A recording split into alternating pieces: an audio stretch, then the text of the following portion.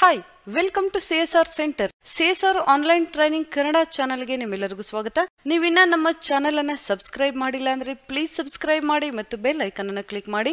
ನಮ್ಮ ಚಾನೆಲ್ ಅಲ್ಲಿ ಬರುವಂತಹ ಎಲ್ಲಾ ಹೊಸ ವಿಡಿಯೋಗಳನ್ನ ನೋಡೋದಕ್ಕೋಸ್ಕರ ನಮ್ಮ ಚಾನೆಲ್ ಅಲ್ಲಿ ಬರುವಂತಹ ವಿಡಿಯೋಗಳು ಇಷ್ಟ ಆದಲ್ಲಿ ಪ್ಲೀಸ್ ಲೈಕ್ ಮಾಡಿ ಮತ್ತು ಶೇರ್ ಮಾಡಿ. ಇವತ್ತು ನಾವು ನೋಡೋಣ MS Excel ಅಲ್ಲಿ ನಂಬರ್ ಟು ಟೆಕ್ಸ್ಟ್ ಯಾವ ರೀತಿಯಾಗಿ ನಾವು ಕನ್ವರ್ಟ್ ಮಾಡಬೇಕು ಅಂತ.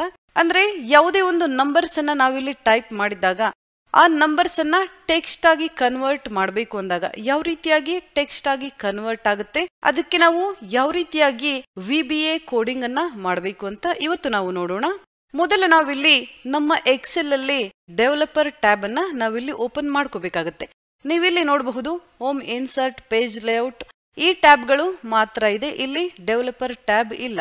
ಡೆವಲಪರ್ ಟ್ಯಾಬ್ ನಮ್ಗಿಲ್ಲಿ ಬೇಕು ಅಂದಾಗ ನಾವು MS Excel ಅಲ್ಲಿ ಆಡ್ ಮಾಡಬೇಕಾಗತ್ತೆ.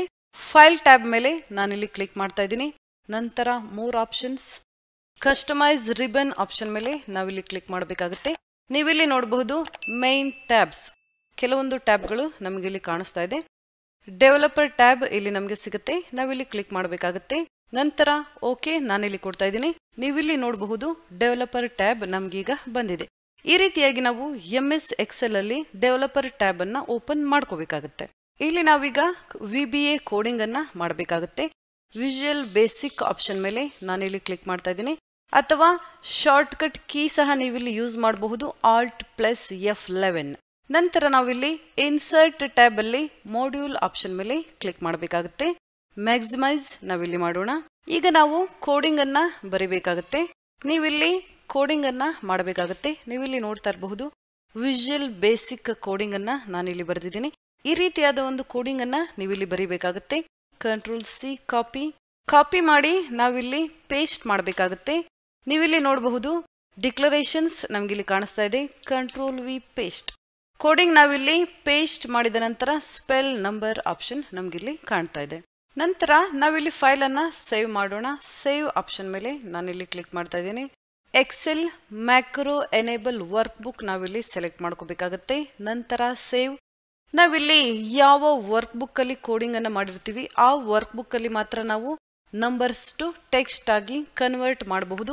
ಬೇರೆ ಫೈಲ್ ಅಥವಾ ಬೇರೆ ವರ್ಕ್ ಬುಕ್ ಅಲ್ಲಿ ಈ ಆಪ್ಷನ್ ಬರೋದಿಲ್ಲ.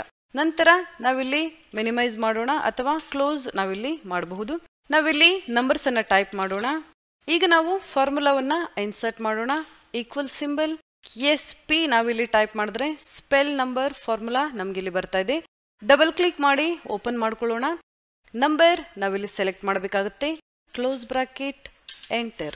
ಫಾಂಟ್ ಸೈಜ್ ಅನ್ನ ನಾನಿಲ್ಲಿ ಜಾಸ್ತಿ ಮಾಡ್ತಾ ಇದ್ದೀನಿ, ನೀವಿಲ್ಲಿ ನೋಡಬಹುದು.